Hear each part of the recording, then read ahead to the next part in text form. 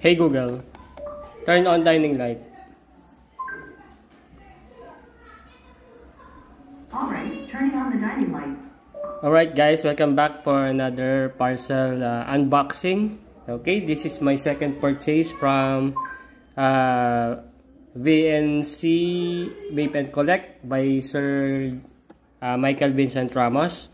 Okay, this package includes a second purchase and some trades. No, may some trades kami and may include siyang freebies. So let's go check this out. Yan, si Sir Michael Vincent, napakabait na seller niyan. Super chat kami niyan ni Sir. Yan, nag-ano kami yan, exchange chats kami niyan ni Sir. Bait na seller niya from Laguna. So go guys, check his Facebook page at maraming toys doon sa shop niya, sa page niya. Baka doon yung hinahanap nyo. Meron siyang diecast, non-diecast, meron siya doon. Mostly collectibles ang hawak ni Sir. So kung interested ka sa mga Hot Wheels, Matchbox, ano pa ba? Yonezawa, siya nag-introduce sa akin, isa siya sa nag-introduce sa akin sa Yonezawa na brand. Mostly mga made in Japan yung mga ano ni Sir, mga collections niya, yung mga for sale niya. So check kayo doon. Yung Yonezawa medyo pricey rin yon. At may mga nakita ko recently sa kanya na mga mint condition. May mint condition doon na dump truck. Ganda rin nun guys. Actually nasa Seiko brand kasi ang ano ko, yung kino-collect ko 1:50. Yung Yonezawa is 1:55 scale yon. Pero meron ako trinay na i-purchase sa kanya dito na copy lang. Copy ng Yonezawa. Unidentified yung brand. Pero nakita ko siya sa net. Parang Hong Kong, made in Hong Kong siya. Very secured ang package ni Sir. Wow, dami. Ang dami rin bubble wrap. Ang yaman ni Sir sa bubble wrap. Okay, so umpisa na natin. Ayan. Okay, so may binigay si Sir sa akin na hook. Sabi niya galing to sa ano niya, sa ano bang brand to? Tonka. Okay, so magagamit natin yan. Isa sa previous si Sir yan. Okay, so next. Oh, yan. May lumabas ka agad. Okay, so hauler to. Flatbed hauler. Yan. Diyan sinasakay yung mga slowing crane na crawler pag tina-transport. Okay. Again, this is na unbranded or unidentified. Yung marking. Plastic made lang to.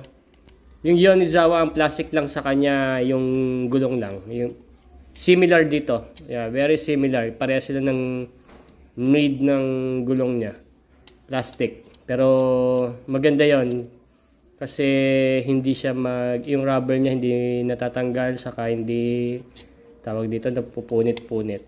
Okay, durable, yung made in Japan, mga ganun. Okay, so may head yan, of course.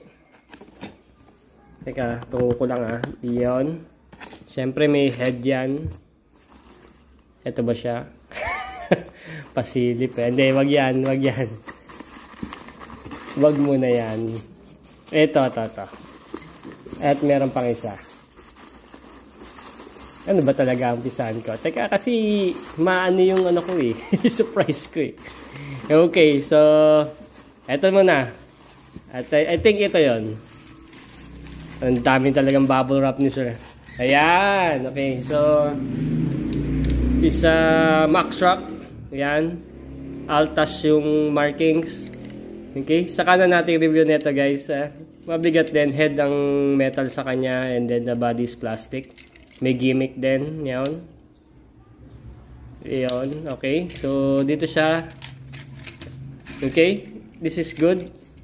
Isa sa trade ni Sir yan. And ito, nabili ko sa kanya to. Minain ko sa page na to. Nag-live siya one time. Oh. Tanggalin ko lang yung tape. Makikita ko magkano impression pagkakabili ko. Confidential yan. Okay. Confidential. Okay. This is, I think the 1:55 nga siya. Oh, magkaka-size sila. Okay, 1:55. Okay? This is a similar din sa Yonezawa. Surprisingly, medyo mas mabigat to kaysa kay Mack Truck. Pero goods din. Adak yung markings, yung ano niya, markings. Adak is a construction company yan. Meron akong ganyang Siko na pickup truck na maliit, 1:87. Okay, ang nakalagay lang dito is, okay. Ang scale niya is 1:70. Oh. Okay. Tapos, made in China, Isuzu. Yun lang ang markings niya. Pero may nakita talaga ako nito. May sticker dito, Giant. Similar dito. Baka ito nga, made in Hong Kong. Okay, so Isuzu siya. This is a light similar to Yonezawa. So, metal tong crane niya. Ganda rin. Bigat din. Okay. Goods. Ito plastic. Na-extended. Okay. Good purchase na rin to. Okay. Nag-try lang naman ako ba, tignan natin kung mapupunta tayo dun sa Yonezawa. Binigay sa akin na ito yung Plariel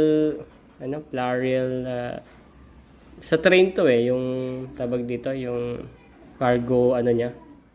Parang container, freight container, yon. Nakita ko na yan, made in Japan yan. Yung mga paggagamitan tayo niyan. Thank you sir sa yung mga freebies. Okay, so again, ito pa yung isang kasama nila, adapt. Ayan. Same din, similar, pero ito no markings at all. Wala na markings at all, pero similar sila. Oh. Medyo mas malaki ng kaunti. Palagi ko, ito yung 1:55. Ito 1:70. Okay? Ito no markings at all. Pero mga similar sila, pati yung mga gulong nila. Okay? Thank you very much sir dito sa trades mo. Saka sa freebies. And of course, hindi naman tayo siyempre papayag na wala yung sini-chase nating brand na Siko brand. Ito siya. Ayun. Okay, ito is 1:50 na Terex. Category na ito is farm truck. Yeah, farm truck to. 1:50. Na meron siyang front loader. Uy, stiff pa. Very good. Tapos meron siyang backhoe. Ang ganda din. Ang cute. Okay. Accurately, this is 1:50. Siko brand to. Ano ba markings niya? Okay. So, 3531. Yan. 3531 na Siko. Okay. Weight satisfaction. Check na check. Okay. Ang ganda rin ng details nito. Okay. So, there you have it guys. Let me do some research muna dito. Thank you very much. Big shoutout sa iyo, Sir Michael Ramos. Yung mga na-purchase ko sa iyo and trades and of course itong previous mo. Thank you very much. And I'll see you next time para sa individual review. Pero itong mga to pagsasama-samahin ko na review niya kasi kukonti lang details niya.